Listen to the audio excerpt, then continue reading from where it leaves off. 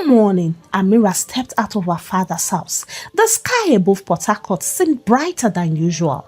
To her, it felt like the gates of a prison had opened and freedom had finally found her. Instead of going straight to Adaise's home, they went to the city center. Adaise knew that love alone was not enough to protect Amira. She needed the law on her side. They entered a modest office with a sign, Ministry of Women Affairs and Child Welfare. Behind the desk sat a stern but kind-looking woman, Mrs. Chinyere, who had worked in child protection for many years. Adaise and the social worker greeted her respectfully. "Good morning, madam. We have come to discuss this child." The woman looked up, adjusting her glasses. Her eyes settled on Amira, who stood silently. "What is your name, my dear?" she asked. "Amira," she replied. Mrs. Chinyere leaned back in her chair and studied her carefully. The thin arms, the timid posture, and the faint marks on her skin. She had seen many children like Amira before.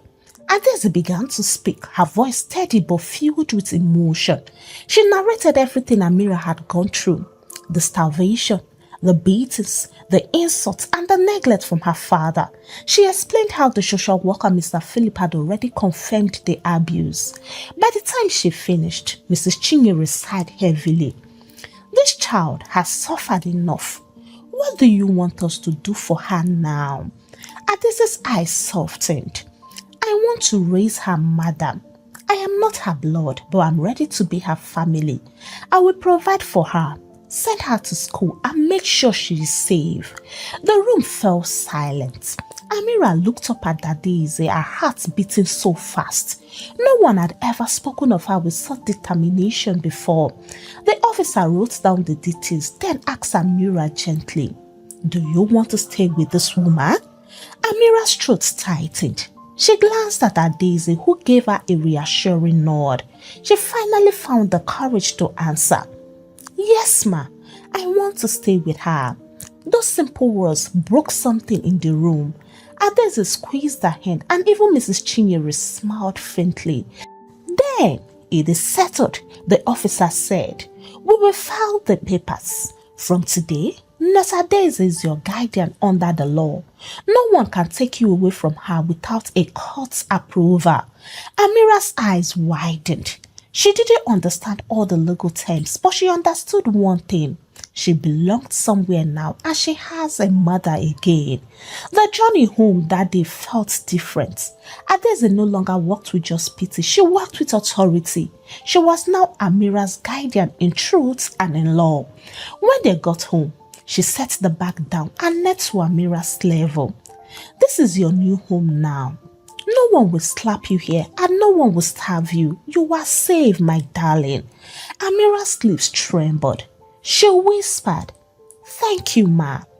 "No," Adaise smiled. "Call me Mommy Adaise, because from today I am your mother." That night, she served Amira hot rice and stew in a clean plate.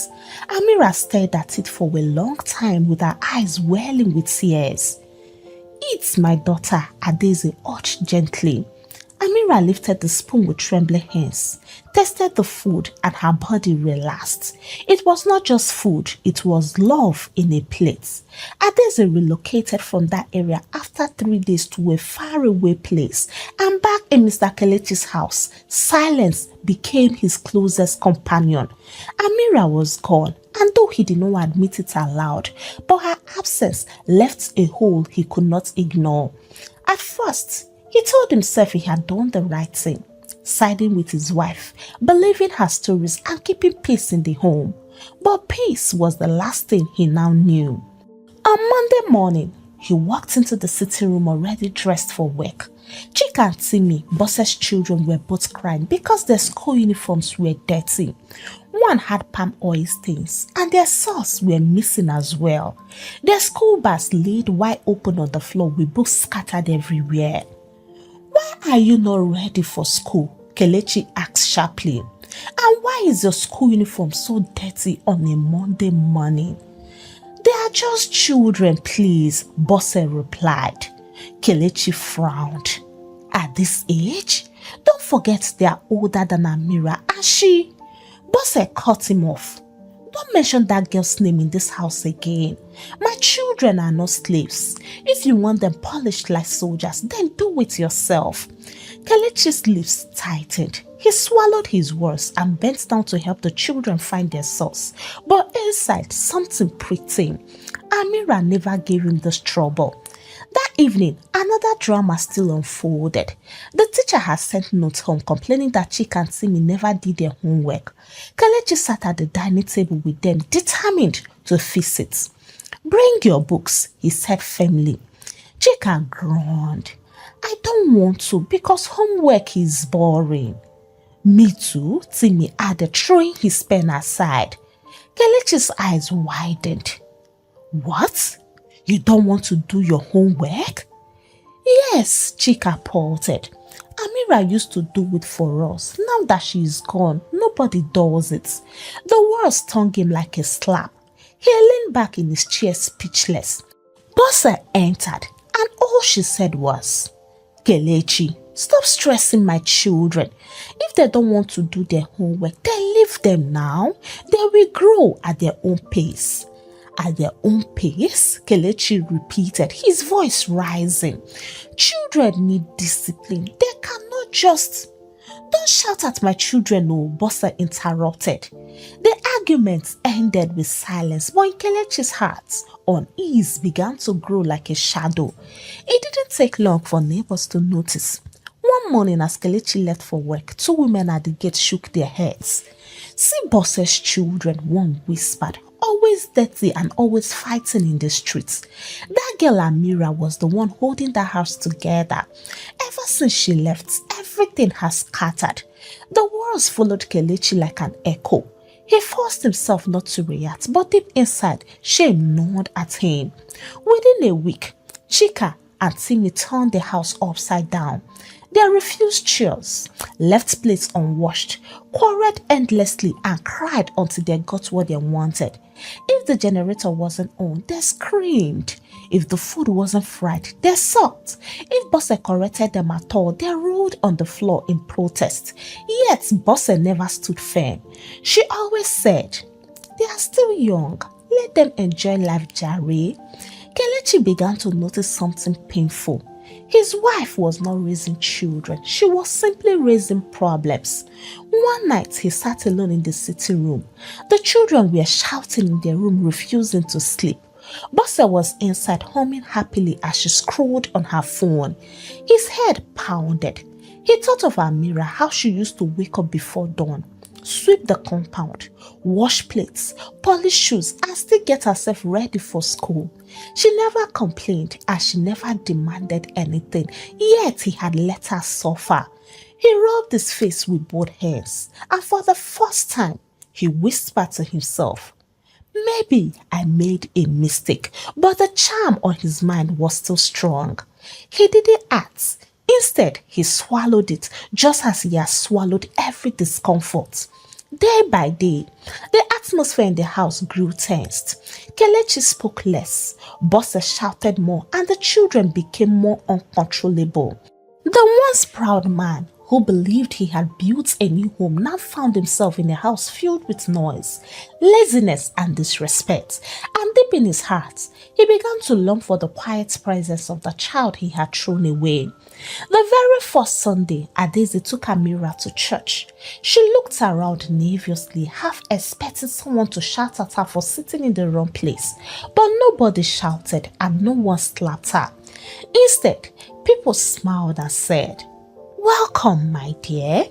The pastor, a middle-aged man with kind eyes, stepped to the pulpit. He opened his Bible and spoke slowly, his voice firm yet very gentle. "Today, I want to remind you of this truth," he said. God is a father to the fatherless. He never abandons his children. The words hit Amira's heart like thunder. Her eyes widened and she leaned closer, listening carefully. The pastor continued, "Maybe people have rejected you. Maybe those who should protect you have turned their backs, but God says, even if your father and mother forsake you, I, the Lord, will receive you. Amira's throat tightened. She blinked back tears. She remembered the night she knocked on her father's door whispering, "Daddy, I am not feeling well." She remembered how he closed the door in her face, and now this man was saying there was a father who never closed doors. Could it be true? When the pastor asked everyone to pray, Amira hesitated. She didn't know how, but Adaeze knelt beside her holding her hand. "Just talk to him," Adaeze whispered. "He's listening." Amira closed her eyes. At first, nothing came. Then quietly she whispered, "God, are you really my father? If you are, please don't leave me." Tears slid down her cheeks. But this time, they were not just tears of pain, they were tears of release. Week after week, Adaeze took her to church, and slowly, the sermons began to reshape Amira's heart. When the pastor said, "You were fearfully and wonderfully made," she stopped hating her reflection in the mirror. When he preached, "No weapon formed against you shall prosper," she began to believe she was not cursed. When he declared, "You shall live and not die," she whispered it to herself at night like a shield against fear. Each word was like medicine, healing invisible wounds. Even at home, Adaeze made it a daily routine to speak positive words to her. "You are not a mistake, Amira. You will go far. You are beautiful inside and out." At first, Amira would only nod shyly, her eyes dropping to the floor, but soon she began to repeat the words softly to herself. One morning, Adaeze overheard her in front of the mirror whispering, "I am not useless. I am loved and I will rise." Adaeze was joyous. She knew the healing had begun. One evening, after a powerful midweek service, as they got home, she looked at Adaeze and asked, "Mommy, do you think I should forgive my father?" "Yes, my daughter," Adaeze replied. "Forgiveness is not saying what they did was right. It is saying their wrong will not control you anymore. Forgive him, not for his sake, but for yours." Amira thought about it all night. She remembered the slap, the soured food, the loneliness, but she also remembered the pastor's words, "Forgive and you shall be free." The next morning, she whispered into the air, "Daddy and Bosse, I forgive you." And surprisingly, a weight was lifted from her chest, but it wasn't long before another seed was planted. One Sunday, the pastor preached a sermon titled, "Life is Spiritual." His voice carried authority as he declared, "Nothing happens in the physical without first being concluded in the spiritual. If you see confusion in a family, check the spirits. If you see hate where there should be love, check the spirits, because life is spiritual." On their way home, she was unusually quiet. That night, as she lay on her bed, something crossed her mind. What if my father was never truly himself? What if he was under a spell?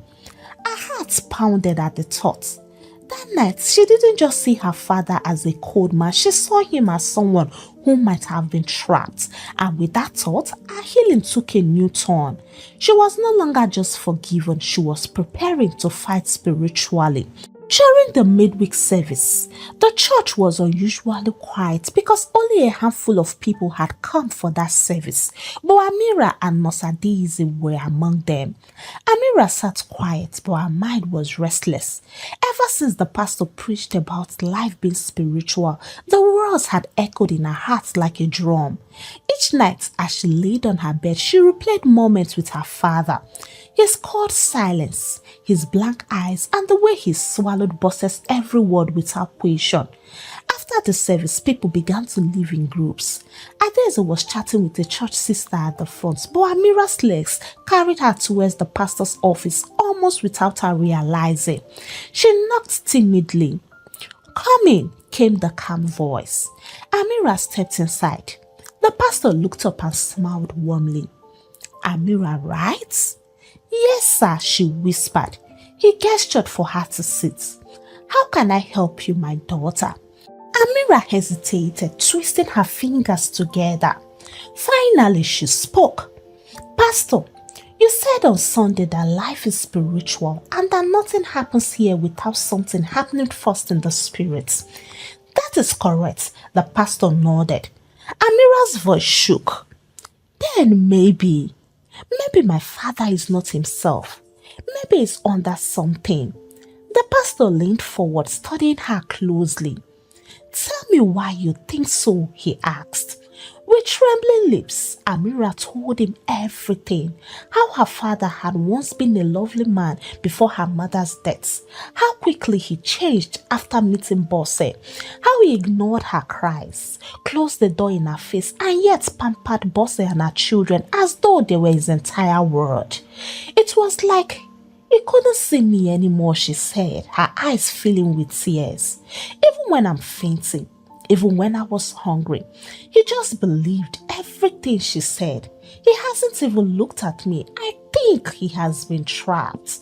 The pastor was silent for a long moment. Then he said, after meditating, My daughter, your spirit is not wrong. Sometimes what looks like wickedness is bondage. Many destinies are hijacked because the devil knows if he can catch the head of a family, he can destroy the whole house. So what should I do? Amira asked. The pastor folded his arms on the desk, his eyes steady. First, you must understand this. This is not a battle of insult or fist. This is not against Bosse as a person, but it is against whatever power that is using her as an instrument. If your father is under a spell, only prayer can break it. He paused. But prayer is not easy. It requires persistence, faith, and purity of heart. If you harbor bitterness, your prayer will not break through. You said you forgave your father, right? Amira nodded. Yes, sir. Good, the pastor said. Then, the next step is to stand in the gap for him. If you are willing, we will begin to pray together. If there is something hidden, God will expose it. If there is a chain, it will be broken, but be ready. When light shines, darkness tries to fight back. Amira swallowed hard, but her voice was steady. I am ready, Pastor. The next day, in the small prayer room of the church, the pastor, Nasadeze and Amira knelt together. Father, the pastor prayed, his voice firm. We bring before you your son Kelechi. Every chain of deception, every spell of blindness, and every manipulation over his mind, let it be broken in the name of Jesus. That night, miles away, Bosse tossed and turned in her bed. Her sleep was restless, and suddenly in her dream, a woman appeared. Beautiful, stern, and holding a long cane. It was Amira's late mother. Before Bosse could speak, the woman began flogging her mercilessly. You touched my child, she thundered. You tormented my daughter, and you bewitched my husband. No, Bosse screamed, falling to the ground in her dream. Please forgive me, but the cane kept striking, each lash burning like fire. Bosse woke up drenched in sweat, her heart pounding wildly. She looked around the dark room trembling, and for the first time fear gripped her soul. Bosse had always been proud of her sleep. She used to boast to neighbors. Me, I can sleep like a baby. Once I close my eyes, nothing wakes me up till the next morning. But now, her night had turned into a battlefield. The next day, she decided to sleep with Kelechi. The minute she closed her eyes, the cane came down hard across her back. The pain snared through her body sharper than any whip she had ever felt. No, please, she screamed, running, but there was nowhere to hide.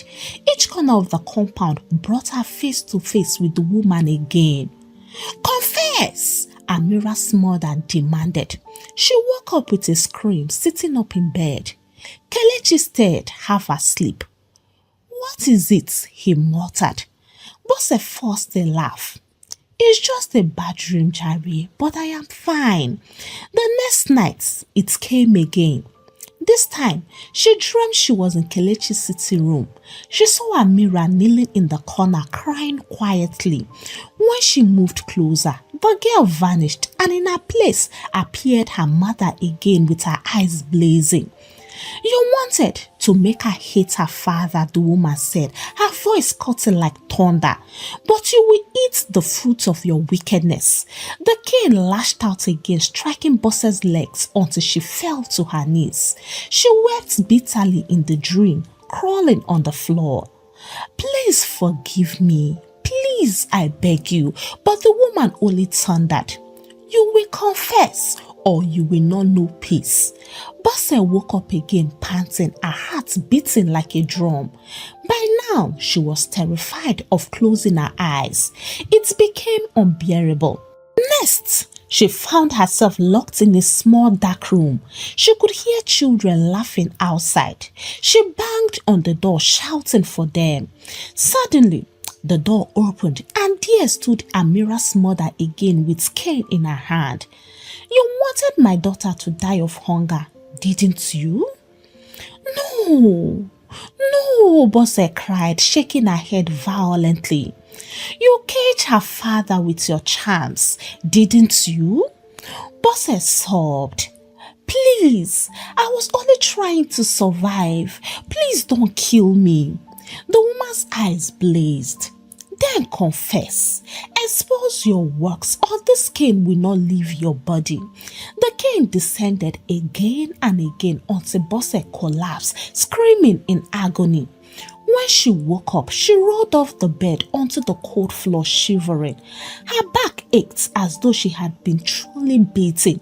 She wept silently, rocking herself, unable to bear it any longer. The following morning, her face was pale, her eyes sunken that even her children noticed. Mommy, why do you look like a ghost? Timmy asked with his mouth stuffed with bread. Bosse snapped. Shut up and eat your food, but her voice lacked its usual fire. For the rest of the day, she was restless. Every corner of the house seemed to whisper, confess. Finally, she couldn't take it anymore, so she walked into the sitting room where Kelechi was. Her voice shook as she said, I have something to tell you. What is it? He asked. Tears spilled down Bosse's face. I cannot hold it anymore. I caged you. Kelechi frowned. What do you mean?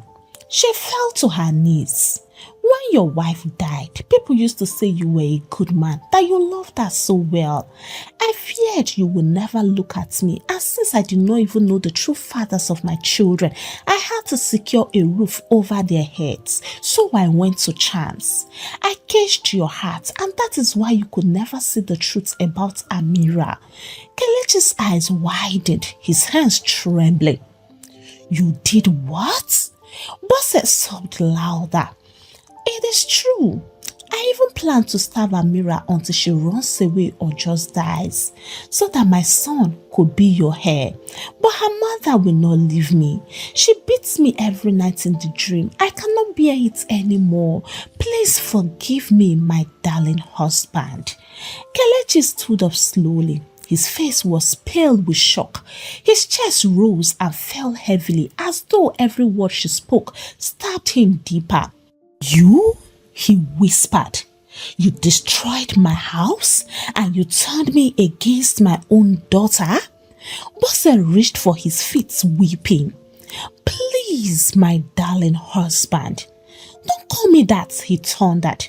You have 20 minutes. 20 minutes to leave my house. When you are leaving, please take your cursed children with you. Bosse went in, packed all her belongings in tears, and her children cried and protested. Kelechi, now alone in his sitting room, buried his face in his hands. The weight of what he had done to Amira crushed him fully. Images of Amira flooded his mind. Her knocking on his door in the night, whispering, Daddy, I am not feeling well, and him closing the door on her. The way she used to carry herself quietly, never answering back, and the way he believed every lie Bosse fed him with. He clenched his fists. What kind of a father have I been? Bosse Bose emerged from the bedroom with her belongings and her children trailing behind her like restless goats. Kelechi, please, she started again with tears streaking her face. But Kelechi stood up and said with a sharp voice, "Get out of my house." Chika whined.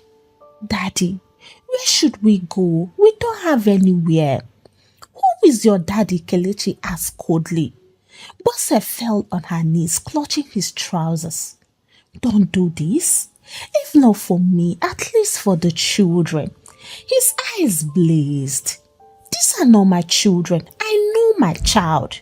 You came in with them, so walk out with them." Her grip loosened. The last shred of pride in her crumbled. "Your time has elapsed," he said firmly, pointing to the door. And with that, Bose, once queen of the house, tumbled out, dragging her children and her bags with her head bowed in disgrace. When the gates closed behind them, the house felt silent. I mean, too silent. "Amira," Kelechi thought, "where are you, my daughter?" He went to Adaise's house, only to meet it empty with no one having an idea of where she relocated to. His hands shook as he whispered, "My daughter, what have I done?" The next morning, he got dressed and went straight to Amira's old school. He spoke to the teachers, begging for her address, but they shook their heads. "She was taken away, sir," one said gently. "The welfare officials handled it, and we don't know where she is right now." Kelechi felt his chest tightened. He went to the Ministry of Women Affairs, but they gave no information. "The child is in safe custody," they told him, "and that's all you need to know, at least for now." He walked out of the office feeling like a stranger in his own story. Bose and her children moved into a small room in her cousin's house. Her children, who had been pampered and spoiled, refused to adjust. They would not wash their own plates. They would not sweep, and they would not respect their mother, neither would they respect their mother's cousin. Within a week, the cousin complained, "Bose, your children are too stubborn. They are fighting my own children and they are stealing meat from the pot. Ewo, I cannot cope again." And that was how she and our Wahala children were sent packing. Soon, Bose found herself being dragged from one police station to another as her children caused trouble in the neighborhood. The seed she planted had grown into thorns. One evening, Kelechi sat alone in his quiet sitting room. The big house felt like a grave. On the table laid a photo album. He opened it and found an old picture of Amira with her late mother. He traced her face with his fingers, with tears slipping down his cheeks. "I failed you, my child," he whispered. Meanwhile, Amira's world was blossoming. With Adaise's care, her eyes brightened, her confidence grew, and she was thriving in school. It was as though God himself was writing a new story for her. Every morning before she leaves for school, Adaise would adjust her collar and whisper, "Remember, my child, you are not who your past says you are. You are who God says you are." And that in a way boosted Amira's confidence. One day, Adaise attended a health seminar. There, she met a man, tall, broad-shouldered with a calm but commanding presence. His name was Chinedu, but everyone called him Odogu because of the way he carried himself and, of course, because of the size of his pockets. He noticed Adaise's intelligence as she gave a presentation on child nutrition. After the seminar, he walked up to her with a warm smile. "You spoke with passion," he said, "and that's rare these days." Adaise blushed lightly. "It's my duty as a nurse," she replied. But something in his eyes told her he saw more than duty. He saw her heart. In the months that followed, Chinedu visited often. He brought gifts, not of extravagance, but of thoughtfulness. Books for Amira, fruit and foodstuffs for the home, and encouragement that made Adaise laugh again. Months later, he knelt before Adaise with a simple ring. "I love you," he said. "I want to build a future with you." Adaise's heart swelled, but her first thought was of Amira. She held Chinedu's hands and said, "If we marry, know this, Amira is my daughter, She will live with us. She will be trained like my own flesh. If you cannot accept that, then I cannot say yes." Chinedu smiled. "I already see her as my daughter. This family is complete with her in it." This made Adaeze had butterflies in her belly and she screamed yes. From that day, Chinedu stepped into Amira's life like the father she had always longed for. When Amira scored high in her exams, Chinedu hailed her and called her doctor.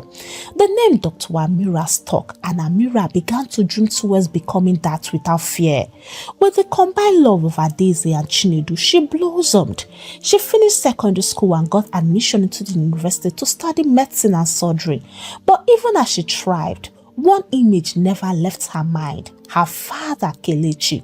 She hadn't seen him in years. She didn't know if he was alive, sick or gone. But whenever she prayed, she whispered, "Lord, wherever he is, forgive him and keep him alive." Years passed like the turning of silent pages. Amira had become a daughter. With the help of her new parents, she opened a foundation which was known across the city, and so it wasn't difficult this time for her father to locate her. One late afternoon, as she was closing from her hospital shift, a nurse tapped her shoulder. "Dr. Amira, someone is waiting for you in the reception." She walked out curious and froze. There he was, her father, Mr. Kelechi. "Amira," he whispered, his voice breaking. Her heart clenched. For a moment, she saw not the man who had abandoned her, but the frail shell of a father, old and worn. He lay right there in the hospital lobby, shocking everyone. "Forgive me," he cried. "I failed you. I let another woman blind me. Bosse confessed everything before I sent her away. I closed my door against you when you needed me most. I don't deserve your love, but please forgive me." Tears streamed down Amira's face. She remembered Adaeze's words. "Forgive, not for their sake, but for yours." She bent down, lifting him gently. "Daddy, I forgave you a long time ago. I only prayed you would be alive to hear it." Kelechi wept against her shoulder, and in that embrace, years of pain dissolved into healing. Meanwhile, Bosse's life was in ruins. Her children without training or discipline had become her greatest torment. Her son joined a gang and was killed during a robbery. The police came to her house with the news, leaving her wailing in the dust. Her daughter, reckless and wild, became pregnant but didn't know who the father was. Out of shame, she abandoned the baby with Bosse and ran off to another city. Now, Bosse was left alone with a child she didn't bargain for, and her body was weakened by high blood pressure as people mocked her in the community. When she heard of Amira's success, the girl she once tried to destroy, now a doctor with a foundation, her heart almost stopped. Envy and regret tore her apart. Desperate, she sought Amira out. She came to the hospital one morning carrying the baby her daughter had abandoned. Her once proud gait was gone. Her body was free and her face wrinkled with shame. When Amira stepped out of her office, Bosse fell on her knees. "My daughter," she wept. "Forgive me. I know I don't deserve it, but help me. This child, I cannot raise her. Train her as your own, I beg you." The sight alone sent a chill through Amira. The same woman who once made her eat rotten food and told her boldly that she would return to her father's house pregnant was now kneeling on her knees with a baby in her arms. Her jaw tightened. "I forgave you long time ago, but I will never raise your grandchild."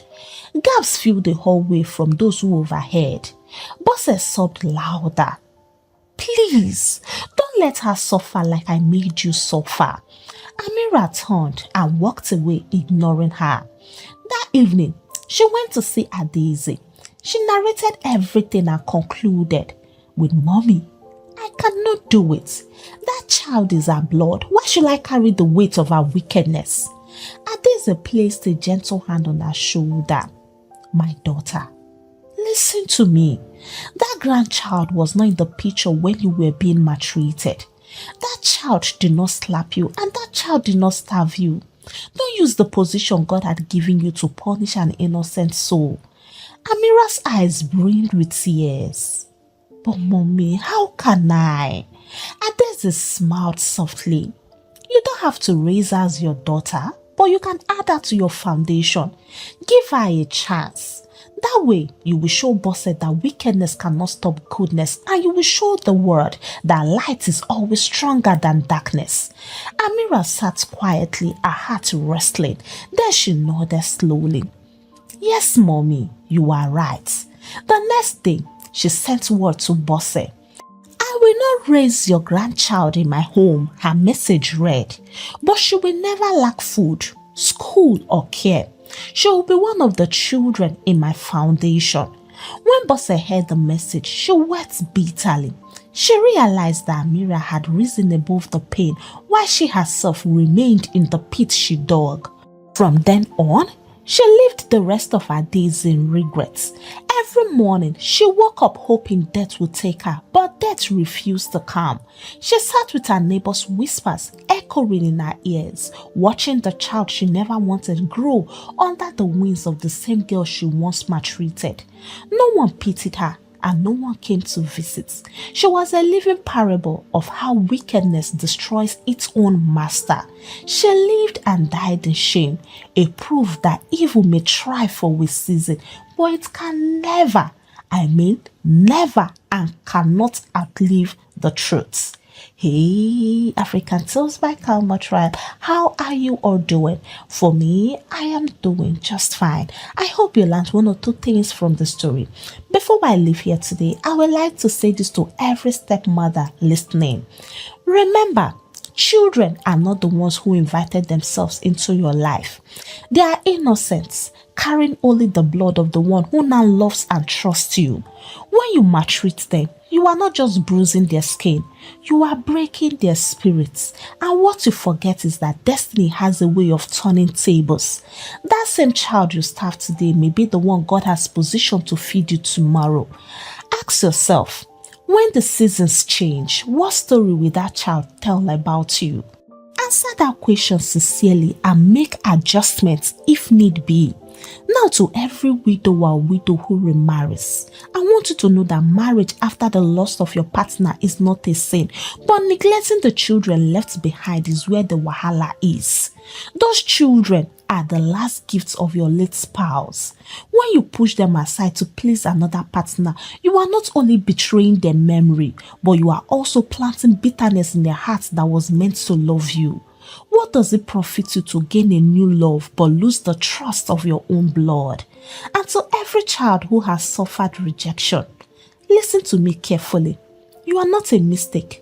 The abuse you endured is not the final chapter of your life. God is still writing, and He specializes in turning pain into platforms. Don't let their wickedness define you. Forgive, rise and shine so that when people see you, they will know that broken crayons still color beautifully. Dear Karma Tribe, let me even ask you, if you were in Amira's shoes, will you have taken in Bosse's abandoned grandchild, or will you have walked away? And have you ever been a victim of neglect or favoritism in a family? How did it shape you?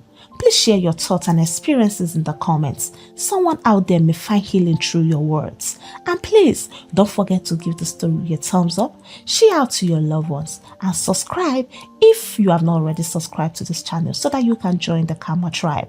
Until I bring the next interesting story your way, it is a goodbye from here, and God bless you.